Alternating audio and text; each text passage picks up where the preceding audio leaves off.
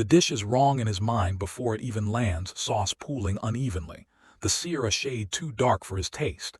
And Chef Etienne Rousseau does the thing he does best. He makes an example of it.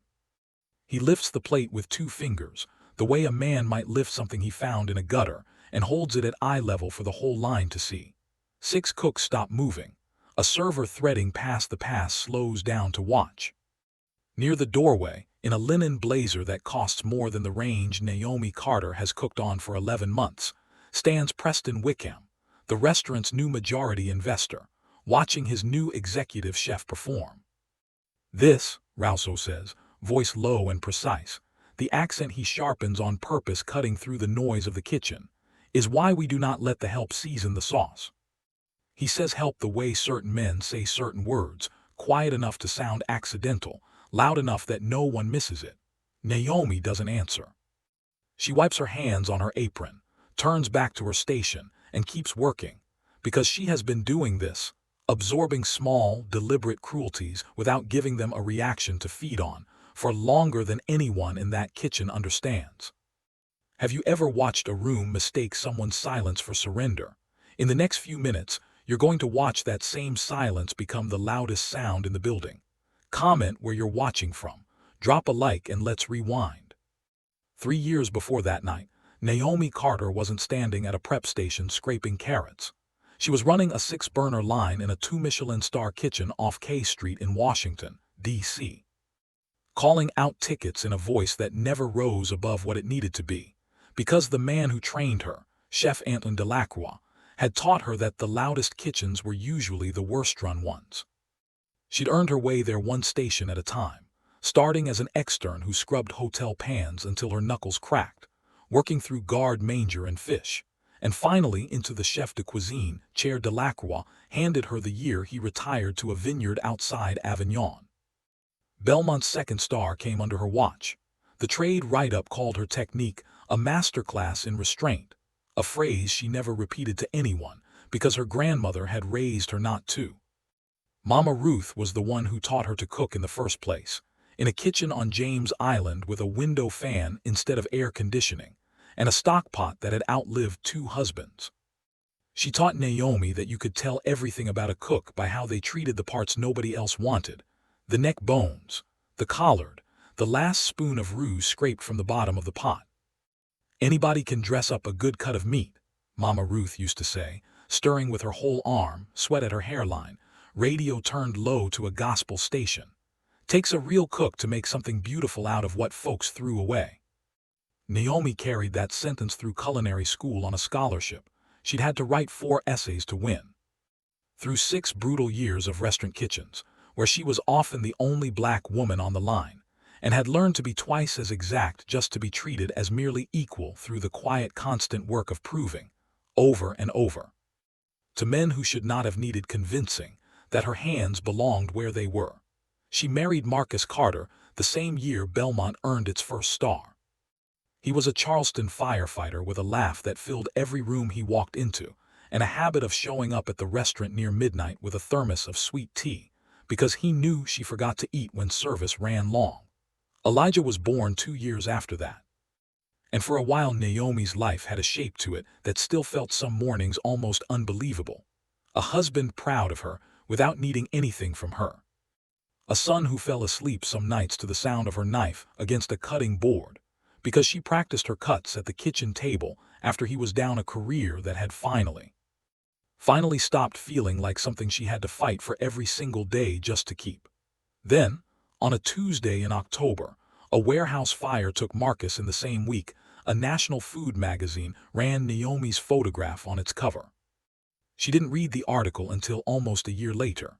By then she had already resigned from Belmont, sold the row house, and moved herself and a 6-year-old Elijah back to Charleston, into her mother's spare bedroom, a mile from the garden her grandmother had kept her whole life. She told herself it was temporary. She told herself a lot of things that year, most of them just to get through the mornings. What she needed, she decided, was work that didn't ask anything of her except her hands, no interviews, no expectations that she perform grief and brilliance in the same breath, no name attached to a plate that anyone would recognize. So when Mason-Laurent posted an opening for a line cook, she took it without mentioning Belmont, without mentioning the second star, without mentioning that she had once run a kitchen people flew in from other cities to eat in. She wore her whites like everyone else. She clocked in early and left late. She let people assume whatever they wanted about a quiet black woman working prep at a restaurant a fraction the size of the ones she'd once commanded. And for 11 months, nobody asked, and she let them not ask. Rousseau had been hired 6 months after Naomi, brought in by Wickham with a mandate to elevate Mason-Laurent ahead of the city's annual dining guide rankings. He arrived from a restaurant group in Miami with 3 sous chefs worth of confidence and precisely enough talent to be dangerous. He was not, to his credit, untalented. His technique was clean, his palate sharp when he bothered to use it. But he had built his whole identity around being the smartest person in any kitchen he entered, and Naomi's calm, exacting competence read to him not as an asset but as a threat he couldn't name and wouldn't examine. It started small, the way these things always do. He corrected her knife work in front of the newer cooks, even when her cuts were cleaner than his own. He tasted a sauce she'd built, adjusted nothing, and told the room it needed more direction. When she suggested folding a low-country pepper vinegar into the pan sauce for the scallop tray, a suggestion he tried 3 weeks later without crediting her, and which became the single most ordered dish on the menu within a month. He told her in front of the pass that this isn't a diner. She absorbed it the way she'd absorbed 100 smaller cruelties before him: level face, steady hands, a silence that cost her more than anyone in that kitchen understood. One Thursday, a regular who'd been coming in for years asked their server, unprompted, who'd made the braised short rib special, "Whoever it was, tell them that's the best thing I've eaten in this city all year." Rousseau, passing close enough to hear it, stepped in front of the server before the message could reach the kitchen and told the table, smiling the whole time, that it had been a collaborative effort under my direction. Naomi heard about it secondhand from Danny 3 days later. She didn't say anything about it then either. She simply wrote the dish down in her notebook that night, the way she wrote down everything worth remembering, and kept going. The other cooks noticed. Odessa Grant, 61, the only person on the line who'd been there longer than Naomi, started leaving an extra ladle of pot liquor at her station some nights. A wordless kind of solidarity passed hand to hand. The newest hire, a 19-year-old named Danny who reminded Naomi of every eager kid she'd ever mentored, asked her once under his breath why she didn't just tell Rousseau where she used to work. "That shut him up in about a second," he whispered. Naomi only shook her head. "It's not his silence I'm trying to earn," she told him. "It's mine." Wickham, for his part, watched Rousseau's public corrections with the mild approval of a man who'd been told this was what an elevated kitchen was supposed to look like. He'd sunk a serious portion of his family's money into Mason-Laurent on the promise that Rousseau's name and Miami pedigree would carry it into the city's top tier. He didn't know Naomi's name. He'd shaken her hand once, at his own opening night party, and forgotten it before he reached the bar. What none of them knew, not Rousseau, not Wickham, not even Odessa, who suspected there was more to Naomi's quiet than plain shyness, was that Naomi had never fully let go of the parts of herself that built Belmont's second star. She kept a notebook in her car, filled with dish concepts she still built in her head on the drive home, muscle memory refusing to switch off just because she'd changed kitchens. She'd started quietly mentoring Danny after hours, teaching him knife skills and sauce theory with the same patience Delacroix had once shown her, though she never told him where she'd learned it. And twice a month on her one day off she drove 2 hours to Savannah to consult.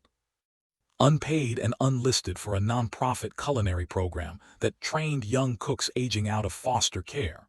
Work she did under her maiden name, so it would never trace back to the woman scraping carrots at Mason-Laurent. There was a 17-year-old in that program, a girl named Priya who reminded Naomi so much of herself at that age that it sometimes ached to watch her work, quick hands, quicker mind, and a habit of apologizing for taking up space at the cutting board. Naomi never let her apologize twice. "Your knife earns its spot here," she told her once. "Nobody else's opinion changes that." She said it to Priya the same week she couldn't quite manage to believe it about herself. 6 weeks before the night Rouse held her plate up like evidence, she'd gotten a phone call she hadn't told a single soul about. It was from Regina Acaffer, the dining critic whose column at the Post and Courier could make or break a restaurant season, and whose annual feature on the city's most promising kitchens was, 3 years running, the single most anticipated piece of food writing in the state. Regina had eaten at Belmont once, the year of the second star. She remembered the scallop dish with the pepper vinegar, a dish she'd once written was the most honest thing on a menu built to impress. She'd heard, through the small, tight network of people who track where good chefs disappear to, that Naomi Carter had resurfaced somewhere in Charleston, and she was calling to ask if it was true, and if it was, whether Naomi would let her write about it. Naomi asked her not to, not yet. "I'm not ready to be a story," she said. "I'm just trying to cook." Regina, who had covered enough kitchens to recognize a woman protecting something fragile when she heard one, agreed to hold the peace, but she made no promise about staying out of Naomi's dining room. Regina Acaffer never announced herself. Charleston had no shortage of restaurants for her to disappear into, and she liked it that way. The night it happened was a Friday, the dining room fully booked, the kitchen running at the ragged edge of what its staffing could support. A walk-in compressor failed at 6:15, taking out 2 cases of scallops and forcing a scramble across the pass. Rousseau, already frayed from a rough lunch service, was in the weeds by 7 plates going out late, a sauce broken and reworked twice, his corrections to the line growing sharper and less coherent with every ticket. At table 12, seated alone with a glass of unsweetened tea, and a notebook she wasn't bothering to hide, sat Regina Acaffer, unannounced, watching the kitchen through the pass window, with the patient, merciless attention of a woman who had eaten 10,000 mediocre dinners and knew precisely what she was tasting. Her scallop entree came out underseasoned, the twice reworked sauce tasting of little but reduced butter. She sent it back politely, without a scene, simply asking if the kitchen might try again. Rousseau, already unraveling, snapped the ticket onto the rail and, in front of the entire brigade, told Naomi to fix whatever this is supposed to be, since apparently you know better than everyone in this kitchen. It wasn't a request. It was, Naomi understood in that instant, an attempt to humiliate her in front of a dining room he had no idea was watching more closely than any room he'd cooked for in years. She didn't argue. She stepped to the pass, looked at the plate, and made a decision she hadn't made in 3 years. She stopped cooking like someone hiding. She rebuilt the sauce from scratch, butter, shallot, a reduction of good white wine, and at the very end, off the heat, added a spoonful of the pepper vinegar she still kept in a jar at her station, the one nobody at Maison Laurent had ever asked the origin of. She plated it the way Delacroix had taught her. Nothing extra, nothing performative, just the dish exactly as good as it could be. Danny carried it out himself because she asked him to, and because some quiet part of her, for the first time in years, wanted to see it land. At table 12, Regina Acaffer took one bite, set down her fork, and went very still. Then she rose, crossed the dining room, and pushed through the kitchen doors into a working line that had never once, in its history, seen a guest do that. She looked past Rousseau, who was already opening his mouth to apologize for the intrusion, and found Naomi at the pass, hands still faintly trembling from adrenaline, flour dusted across her apron. "Chef Carter," Regina said, loud enough for the whole kitchen to hear, her voice carrying the particular weight of someone who does not waste words. "I thought I recognized that vinegar." The room went silent in a way it had never gone silent for Rousseau's cruelty, a silence built entirely out of shock.